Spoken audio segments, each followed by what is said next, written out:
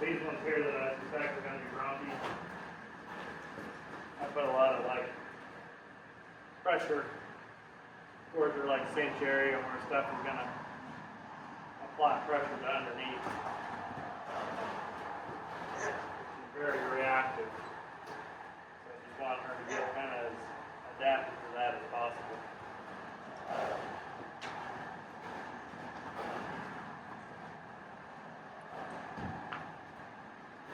Get her legs, her hind legs. Want to stimulate some stuff that might happen while I'm sitting on her back. With the reins flopping around and touching her and goosing her in different spots. Where she just knows to keep moving and relax. Not trying to kill me. Not everything that touches her is an attack.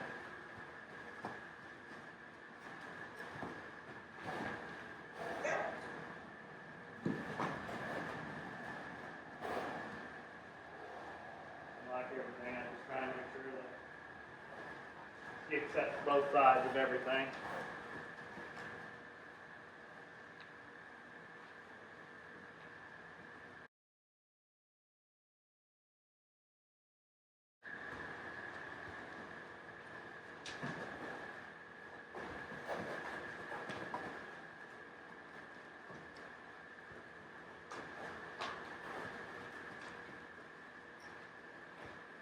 The more comfortable she gets, the less comfortable I'll make it. Try and push the envelope to what she will accept.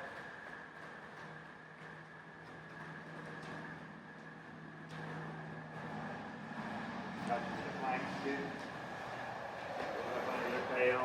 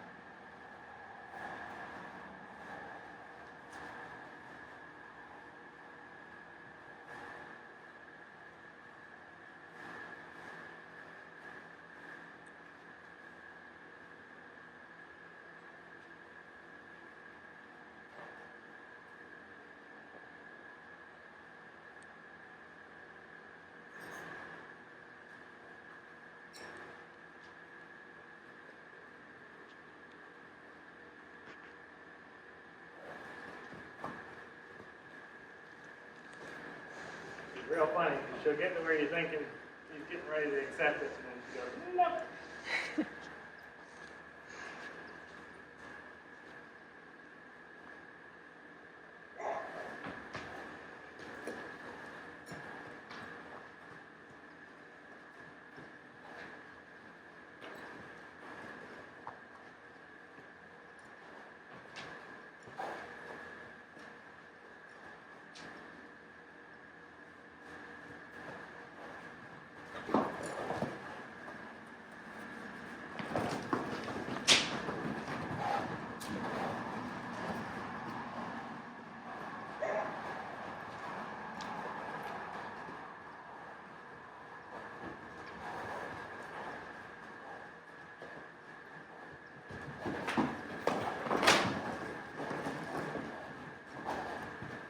When they're running away, she's not allowed to kick out at it. She attacks it, it attacks back. You need to get to where they coexist.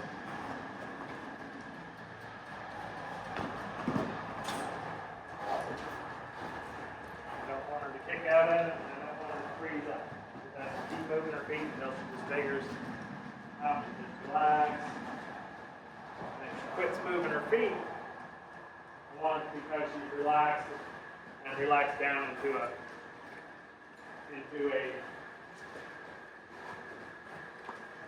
submissive state, not a freeze up and figure out how she wants to attack state.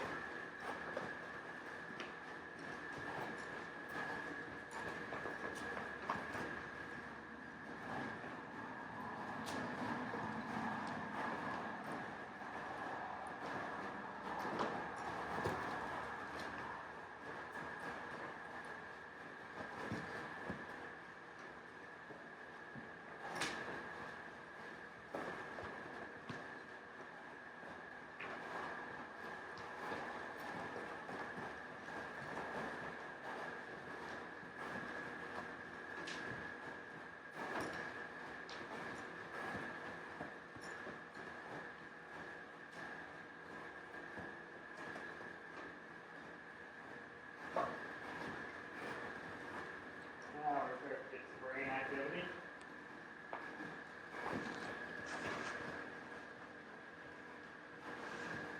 Trying to figure out that ain't going nowhere and it ain't hurting her either.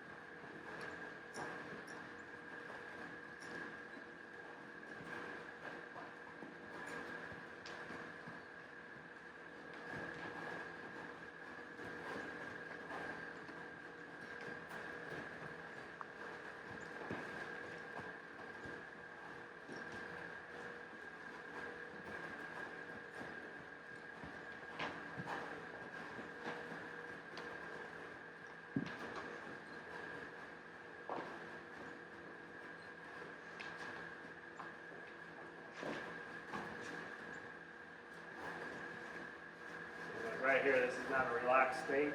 Mm-hmm. When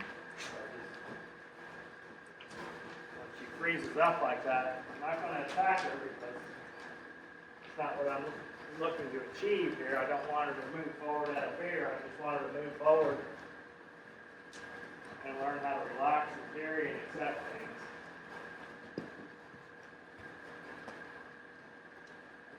I'm not doing anything here. I'm just letting this thing sit on her back.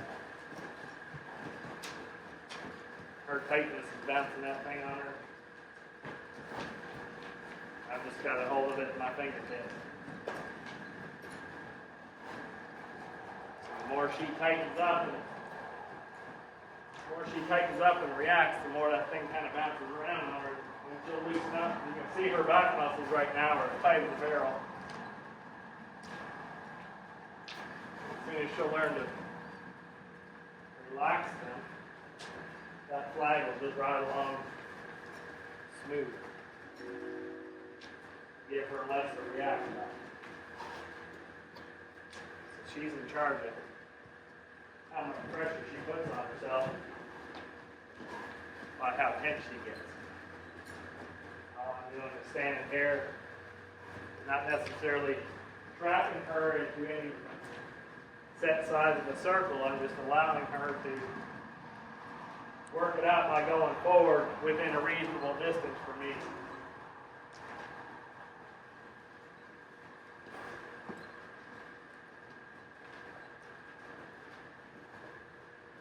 There we go, that's a little better. So that's slowing her feet down and relaxing, not bracing, not planning how she's going to get this thing off her back. That's the kind of thought process I'm looking to get out of her. So when I'm the thing on her back, she's not thinking, how am I going to get this thing off of me? She's just thinking about just moving forward and relaxing.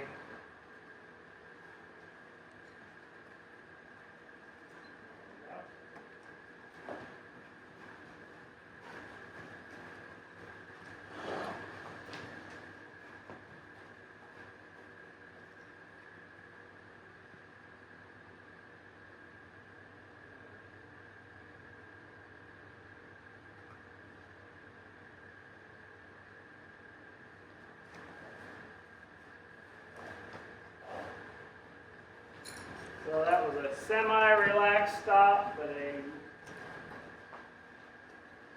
that was a stop and on guard. This is not a relaxed stop. This is I'm going to try another tactic to get this thing off.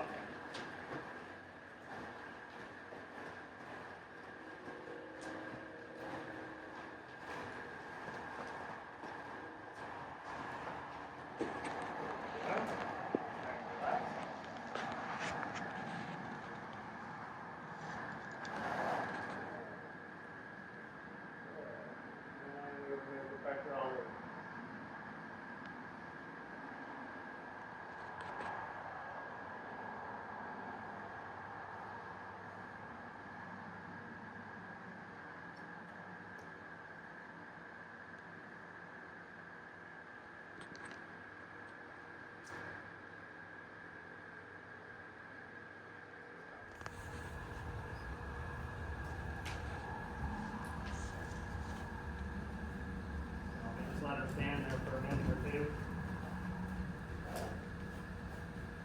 Kind of rub the flag on her a little more. And she chose to walk off, but now she's moving forward. The neck is relaxed. Her ears are moving. She's kind of focusing on other things other than that flag sitting on her back. I'd much prefer if she was more dialed in on me than everything else around her, but we'll get to that.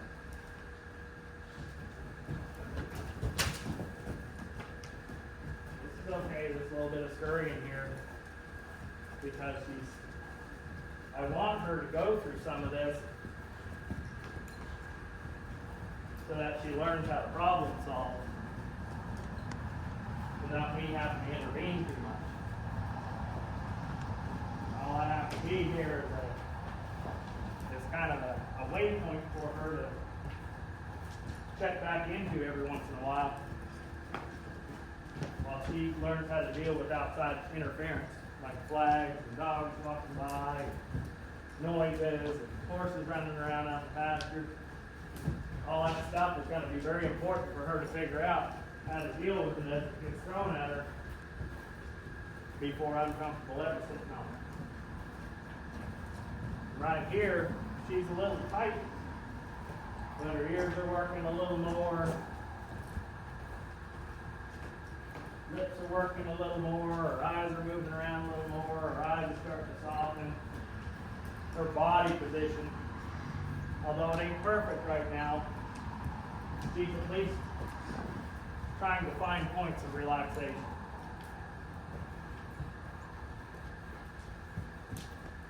And it's just those periods where she kind of dials in and relaxes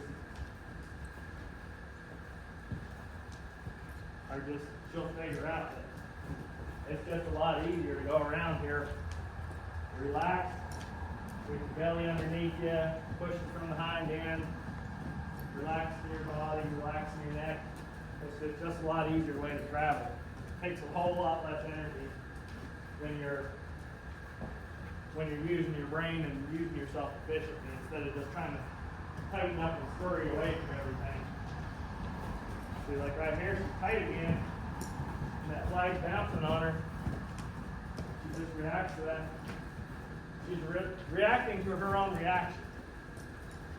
And I'm just standing here as a focal point to focus on so that she can just go through the motions and figure it out again. Just relax, slow everything down, use yourself, slow your brain down, slow your feet down, to the point where we have less going on because we're not doing as much to get away from it.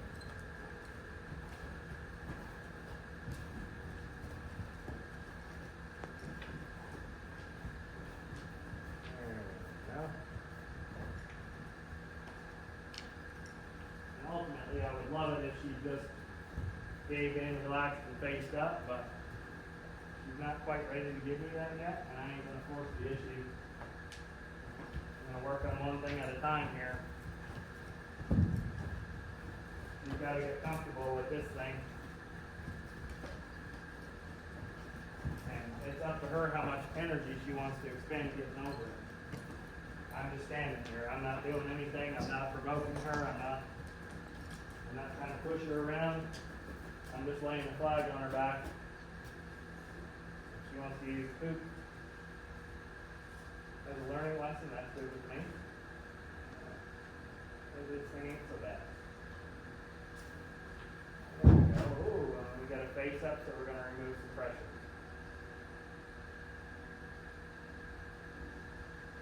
Now we're really facing up.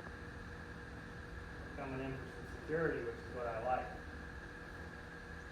That just means out there bad, in here good. Out there bad, in here good. The more this filly looks at me for some comfort and relief, the easier my job will get moving forward.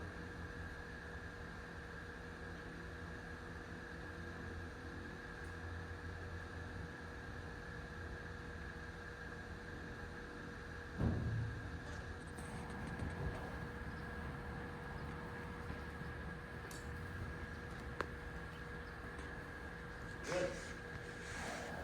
Switch sides, give her a little breather. Switch sides, and now we're just letting her kind of, again, what we do to one side, we do to the other. And it's funny because the side less handled is always the right side on your day to day. I always find sometimes that's the easier way to overcome some obstacles because there's very little man-made error on that side. I'm not saying this filly was handled wrong by any means, it's just she's got a very good memory and a very strong flight reaction, so maybe the first time she was haltered was get her pinned up and get her caught. And I'm sure she had a very strong opinion about that, and it's something that she's gonna hold with her for a long time. So I always find sometimes the off side, which would be the right side, is usually the easier side to get some acceptance on because less has happened over there. And when you're going through the braking process, or the starting process, I shouldn't say braking, the starting process, I find we're a lot more tentative to what we're doing because we're also using our self-preservation to not hit the dirt, but hopefully. So we're a lot more conscientious about how we do things. So the right side I've always found, for whatever reason, whether it makes sense the way I explain it or not, always seems to be the easier side to gain a foothold in.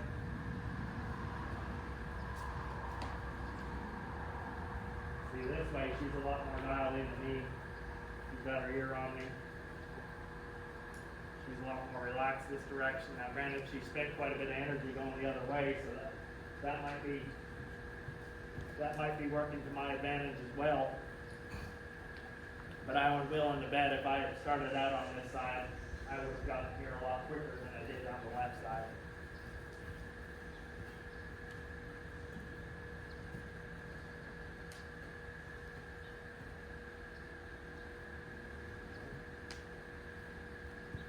She still has her little moments of protest, but nothing, no major blow-ups.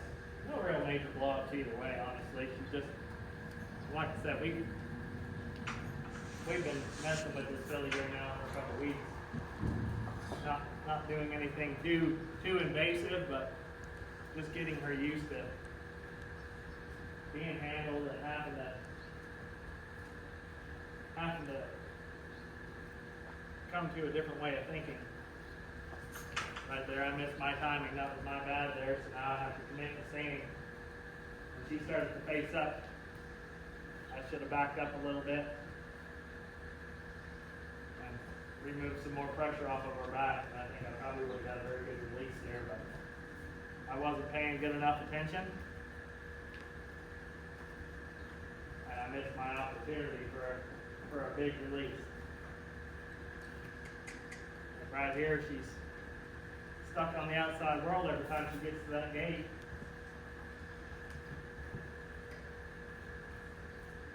So again, I need to pay more attention to what I'm doing to make sure that this doesn't become habit forming to get to a gate and look to stop. I don't mind her stopping if she's going to choose to face up, but if she's just stopping to freeze and look outside and just walking around nice, moving her ears around, her neck is softening, her back is softening, her eyes are softened.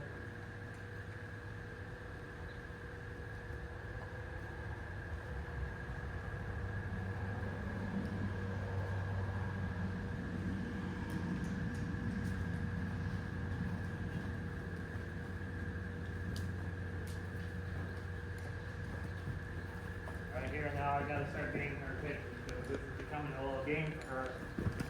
She's using my want to find a quick spot here as an opportunity to brace up and look for an outcome.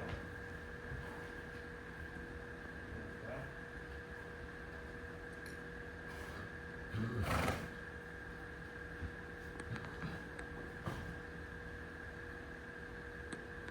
kind of a man-made release there, but kind of searching for a spot here. Get her to hunt or release to think differently. Right here, she's just stuck on that outside world right there. I need her to focus more on me, so I'm going to add a little pressure every time she locks up like that.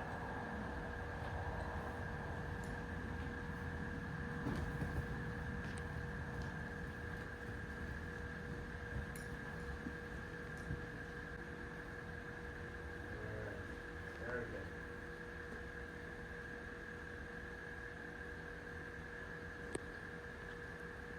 That was us meeting in the middle. Where she's been wanting to stop, but she chose to face up this time while she was doing it. So I'll accept it.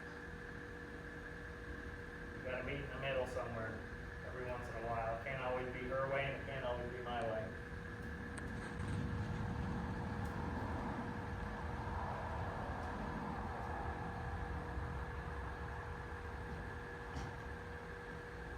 Obviously, to test how committed they are to engaging with me. So I just kind of back away from them a step, and they'll meet me the same amount of steps. Like you pet them on the forehead. That generally shows me that they're getting more accepting of what's going on around them.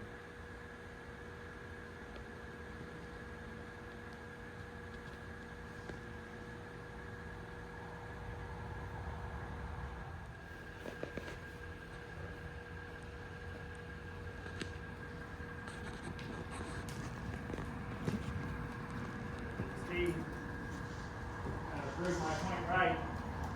The left side is still very much a sore topic for her. She's not near as happy about me being over on this side of her as she is with me being on the right. As you can see now, I mean, we've spent quite a bit of energy. Very good release there. We spent quite a bit of energy, so we're coming to our resolve a lot quicker, but she's still just not as happy about me being over here and this thing being on her back as she is on the other side. And again, I don't think this filly was handled poorly by any means. I just feel like she just has a very strong flight reaction, and she's very intelligent, and she's very reactive, and she remembers everything. So this is going to be a horse that you're going to have to be very careful in the beginning stages of what you do, and throughout her entire life.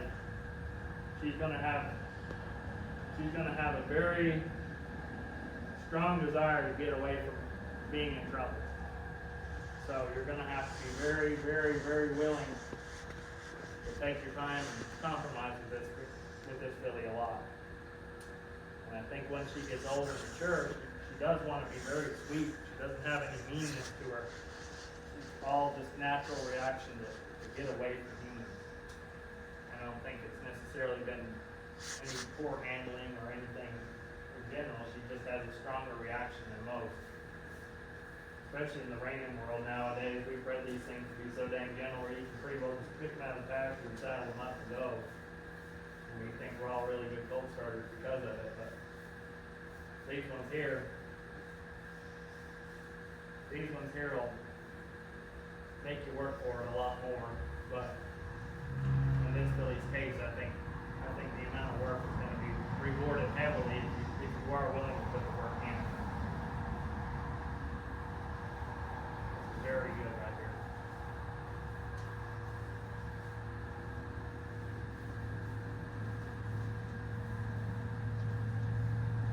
So this is probably a good spot for me to quit for the day, because we went from not accepting this at all to being pretty okay with it. She's got her legs relaxed, legs cocked. I mean, she's sweaty, but she's not spent all the way. She's nice and relaxed. She's not huffing and puffing. She's not out of here. So I'm just going to leave it at that today. And hopefully tomorrow